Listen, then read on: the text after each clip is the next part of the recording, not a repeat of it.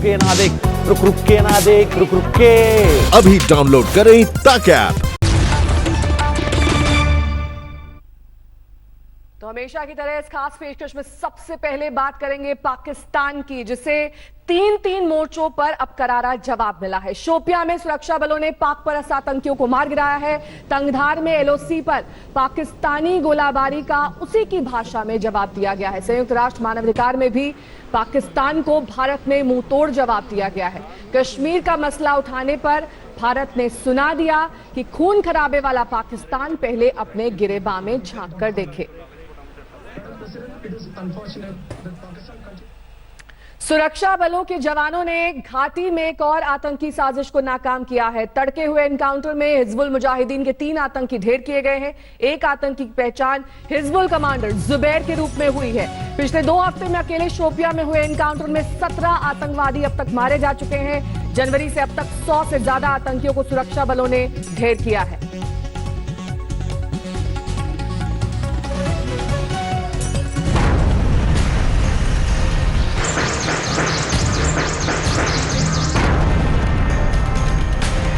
जम्मू कश्मीर में एक और आतंकी साजिश नाकाम।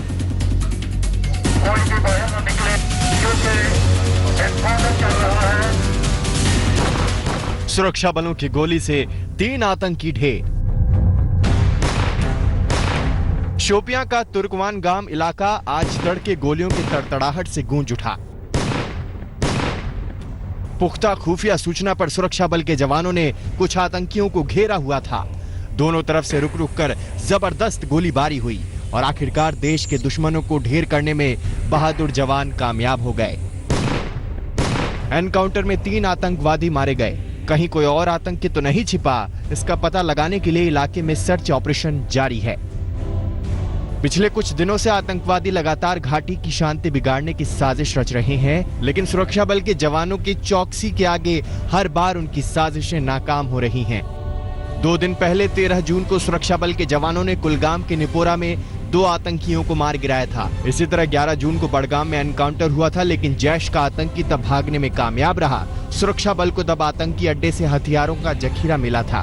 10 जून को शोपियां में ही एनकाउंटर में 5 आतंकी मारे गए थे। शोपियां में तब ये 1 हफ्ते के भीतर तीसरा ऑपरेशन था।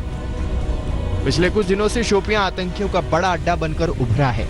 2 हफ्तों में हुए 4 एनकाउंटर में यहां 17 आतंकी मारे जा चुके हैं। सुरक्षा बलों का संदेश साफ है, सावधान हो जाओ। देश की बर्बादी की साजिश रचोगे तो खैर नहीं। अशरफ वानी, श्रीनगर, आज तक।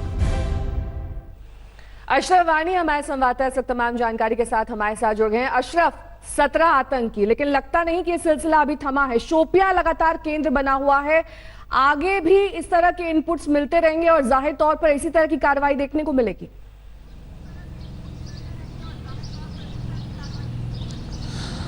बिल्कुल नेहा, दरअसल लेकिन सबसे बड़ी बात जो यहाँ पर सामने आती है वो है 15 दिनों के भीतर एक ही जिले में यानी शोपियां जिले में 4 अलग अलग मुठभेड़ों में 17 मिलिटेंटों का मार गिराना, और वही सबसे बड़ी सफलता सुरक्षा बलों के लिए है। दरअसल अगर दक्षिणी कश्मीर के शोपियां जिले की बात करें तो ये कहीं ना कहीं हार्ट बेड माना जाता है मिलिटेंट्स का, खासतौर से हिजबुल मुजाहिदीन का। और जब से हिजबुल के प्रमुख जो हैं वो मारे गए हैं एक मुठभेड़ में, उसके बाद लगातार जो है सुरक्षा बलों ने हिजबुल के खिलाफ घेराबंदी शुरू कर दी दक्षिणी कश्मीर में। यही कारण है कि पिछले 15 दिन के दौरान यानी जून के महीने में मात्र शोपियां जिले में 4 अलग अलग मुठभेड़ों में 17 हिजबुल मुजाहिदीन के मिलिटेंट जो हैं वो मारे गए हैं। जाहिर है सुरक्षा बलों ने साफ पहले ही किया है और सेना ने भी कि जो ऑपरेशन आतंकवाद के खिलाफ जम्मू कश्मीर में चल रहे हैं वो जारी रहेंगे। और दक्षिणी कश्मीर ही को गढ़ माना जाता है मिलिटेंसी का जम्मू कश्मीर में।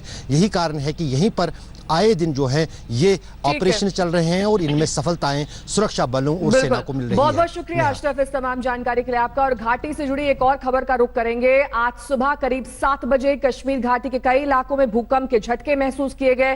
हालांकि किसी के नुकसान की खबर नहीं है। ग्राफिक्स के जरिए आपको समझा देते हैं कहां पर इसका केंद्र रहा। दुशांबे था, जो कि तजाकिस्तान से 341 किलोमीटर दूर है। 6.8 की तीव्रता का यह भूकंप, जाहिर तौर पर ये राजधानी दुशांबे तजाकिस्तान की,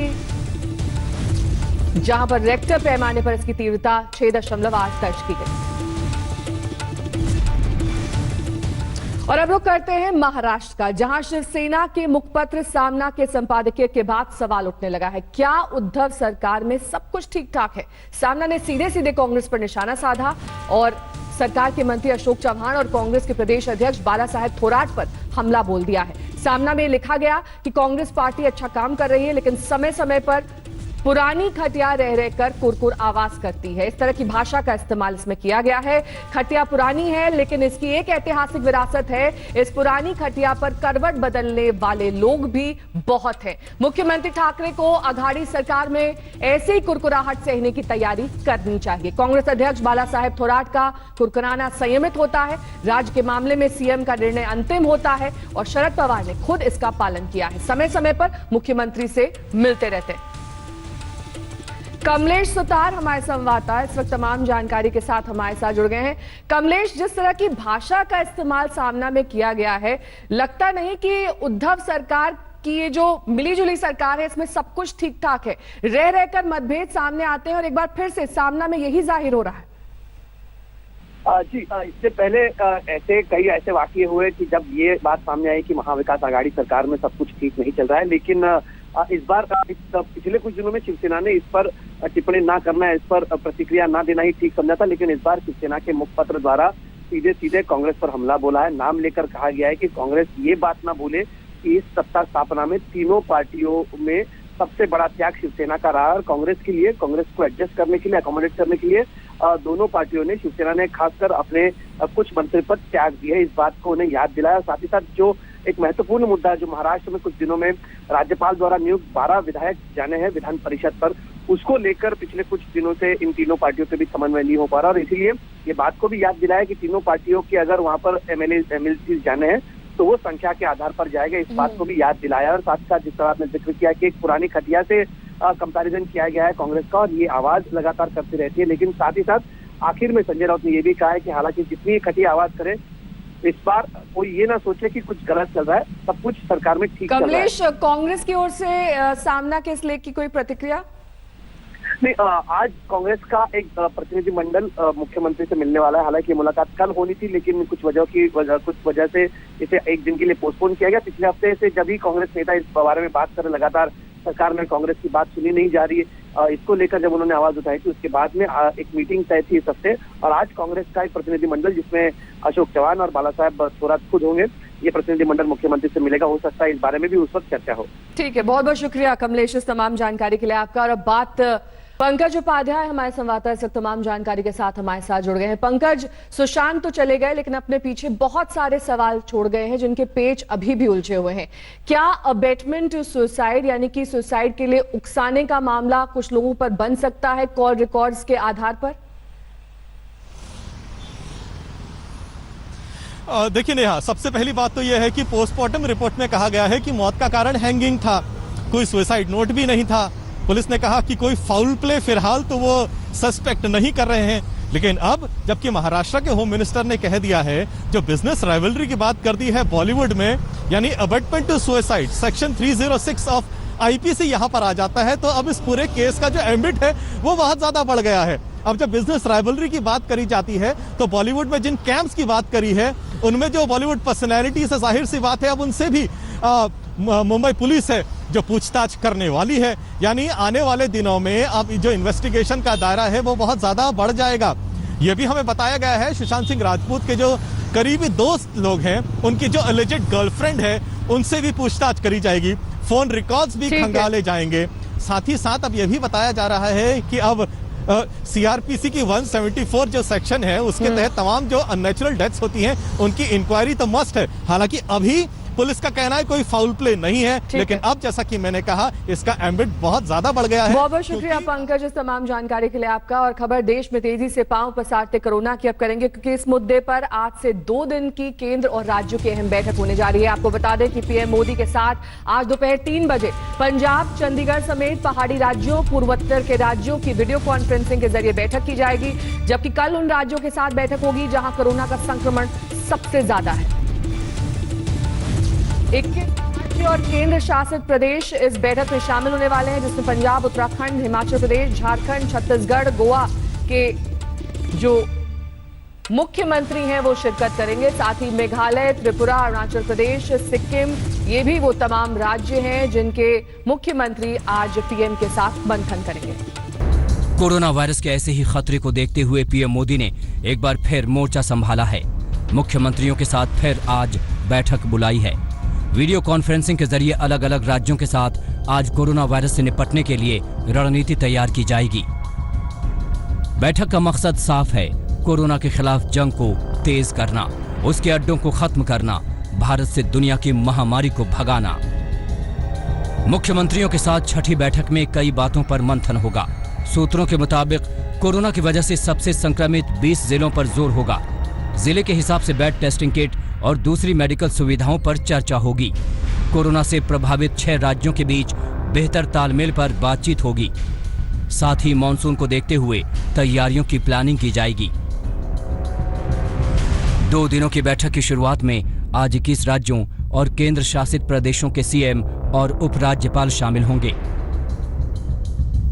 जहां 20,000 से कम कोरोना के मामले हैं और 150 से कम लोगों की मौत हुई है। इन राज्यों में पहाड़ी राज्य, पूर्वोत्तर के राज्य और केंद्र शासित प्रदेश भी शामिल हैं। पंजाब, चंडीगढ़, उत्तराखंड, हिमाचल, लद्दाख, झारखंड, छत्तीसगढ़, गोवा, केरल, पुडुचेरी, असम, त्रिपुरा, मेघालय, अरुणाचल, मिजोरम, सिक्किम, मणिपुर, नागालैंड, अंडमान निकोबार, दादर नगर हवेली, दमन दीव और लक्षद्वीप शामिल हैं। वहीं 17 जून यानी कल 15 राज्यों के सीएम और उपराज्यपाल से चर्चा करेंगे। कल होने वाली बैठक में ज्यादातर वो राज्य हैं जहां कोरोना का संक्रमण सबसे ज्यादा है। इनमें से 4 राज्य तो ऐसे हैं जहां देश के 65% से ज्यादा मरीज आते हैं। यानी ऐसे राज्यों में कोरोना को रोकना सरकार के लिए सबसे बड़ी चुनौती है। कल की बैठक में महाराष्ट्र, तमिलनाडु, दिल्ली, गुजरात, राजस्थान, उत्तर प्रदेश, मध्य प्रदेश, पश्चिम बंगाल, कर्नाटक, बिहार, आंध्र प्रदेश, हरियाणा, जम्मू कश्मीर, तेलंगाना और उड़ीसा शामिल हैं। संक्रमण की चुनौतियों की पूरी रूपरेखा, अपने कार्य की पूरी रूपरेखा के साथ संवाद करेंगे और इस संबंध में जो नीतिगत फैसला होगा वो उस पर राज्य सरकार विचार करेगी। और माननीय मुख्यमंत्री जी कोविड-19 के दौर में संवेदनशील, सचेत और सतर्क। कोरोना को लेकर पहली बार 20 मार्च को सभी राज्यों से पीएम मोदी ने बात की थी। इससे निपटने पर चर्चा की थी। इसके बाद 25 मार्च को पूरे देश में लॉकडाउन लगा दिया गया था। बातचीत का सिलसिला जारी है। उम्मीद है पीएम मोदी की ये मेहनत रंग लाएगी और राज्यों के साथ मिलकर केंद्र कोरोना के खिलाफ जंग में फतह का ऐलान करने में कामयाब हो सकेगी। जितेंद्र बहादुर सिंह, दिल्ली आज तक।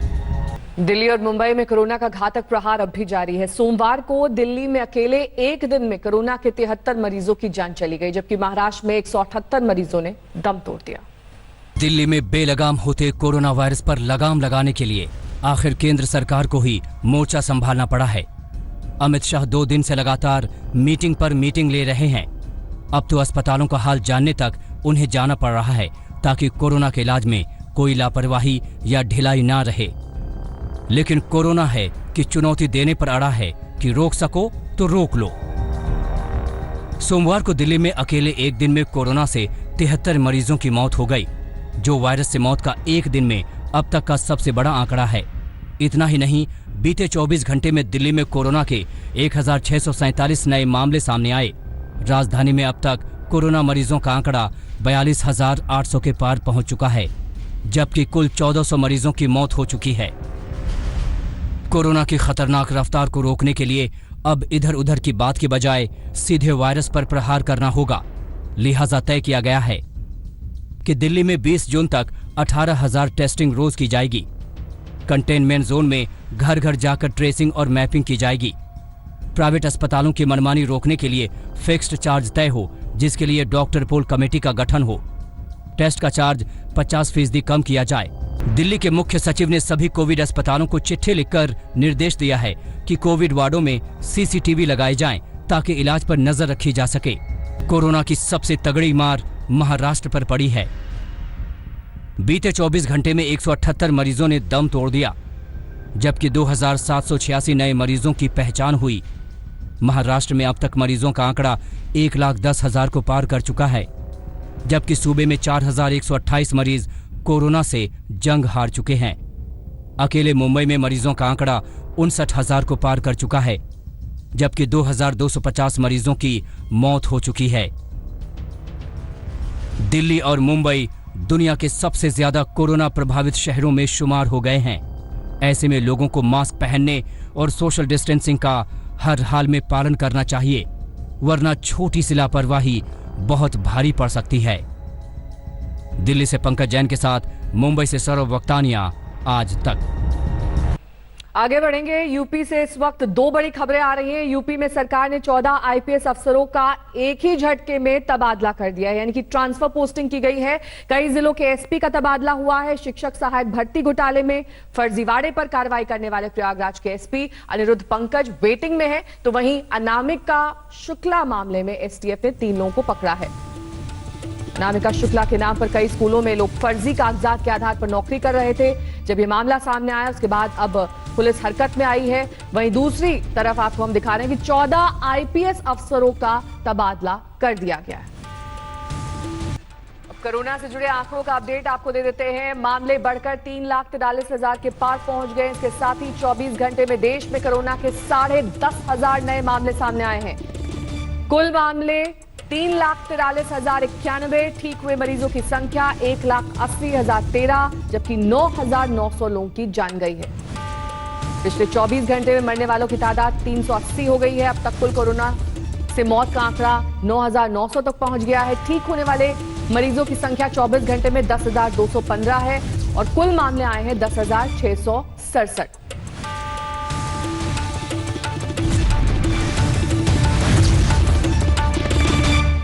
संयुक्त राष्ट्र मानवाधिकार आयोग में भारत ने एक बार फिर पाकिस्तान को आईना दिखाया है। पाकिस्तान ने यूएनएचआरसी में कश्मीर मुद्दा उठाने की कोशिश की थी, जिस पर भारत ने तगड़ा पलटवार किया है। आपको बता दें कि भारत की तरफ से जवाब देते हुए फर्स्ट सेक्रेटरी सेंथिल कुमार ने पाकिस्तान को अपने गिरबान में झांकने की सलाह दी है। भारत ने कहा कि खुद नरसंहार करने वाले देश में इतनी हिम्मत कैसे आई कि वो दूसरों पर आरोप चढ़े। भारत ने बलूचिस्तान में पुलिसिया उत्पीड़न का मुद्दा उठाया। कहा कि बलूचिस्तान में कट्टरपंथी हिंसा में 500 से ज्यादा लोगों की जान जा चुकी है। 1 लाख से ज्यादा लोग बलूचिस्तान छोड़ चुके हैं। भारत ने यह भी कहा कि यूएनएचआरसी के मंच के दुरुपयोग की पाकिस्तान को अब आदत हो गई। That Pakistan continues to maintain its track record of misuse of the Human Rights Council and its mechanism. It is a matter of serious concern that Pakistan, being the only country in South Asia of effecting a state-sponsored genocide, would have the audacity to accuse others of it. It is dangerous that Pakistan now attempts to destabilize the well-established mandate of the Council and its mechanisms for serving its narrow political agenda against India. करीब 3 महीने के lockdown में कल London के बड़े बाजार खोल दिए गए। लॉकडाउन खुलने के बाद लंदन के बाजार में कैसा था वहां का माहौल, हमारी आज तक संवाददाता लवीना टंडन ने जायजा लिया।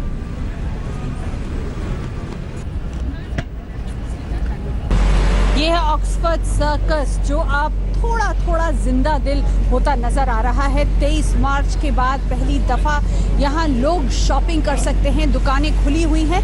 मास्क कम और मुस्कुराहट लोगों के चेहरों पर ज्यादा नजर आ रही है। एक तरह से रिलीफ है कि अब लोग दूसरे लोगों को देख पा रहे हैं, वरना अब तक सब कुछ ऑनलाइन और डिजिटल प्लेटफॉर्म पे हो रहा था।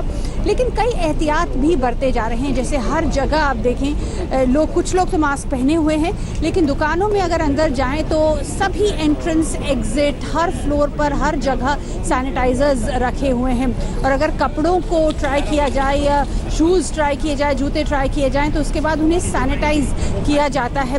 और ये कोशिश की जाती है कि लोग उन्हीं चीज़ों को छुएं जो जिसको वो ख़रीदना चाहते हैं, या फिर उसको छूने के बाद उसे सैनिटाइज कर दिया जाता है। तो इस तरह की छोटी बड़ी चीज़ों का ध्यान यहाँ रखा जा रहा है। लेकिन देखिए आहिस्ता आहिस्ता लोग शॉपिंग करने लौट रहे हैं और बड़ी तादाद में लौट रहे हैं। सोशल डिस्टेंसिंग को एस्केलेटर पर भी मेंटेन किया जा रहा है। अंदर जाने के लिए भी आप देखें यहाँ पे इस तरह से ये जो स्पॉट्स लगाए हुए हैं, गोल गोल निशान, यहाँ पर एक एक व्यक्ति खड़ा होगा। हर जगह इंफॉर्मेशन भी दी जा रही है 2 मीटर डिस्टेंसिंग की। तो इकोनॉमी का खुलना ज़रूरी है यहाँ इस देश के लिए, लेकिन साथ ही ज़रूरी यह है कि ये एहतियात के साथ किया जाए। रवीना टंडन, आज तक, ऑक्सफोर्ड स्ट्रीट, लंदन। नमस्कार, मैं हूं अंजना ओम कश्यप। हमें उम्मीद है ये वीडियो आपको पसंद आया होगा।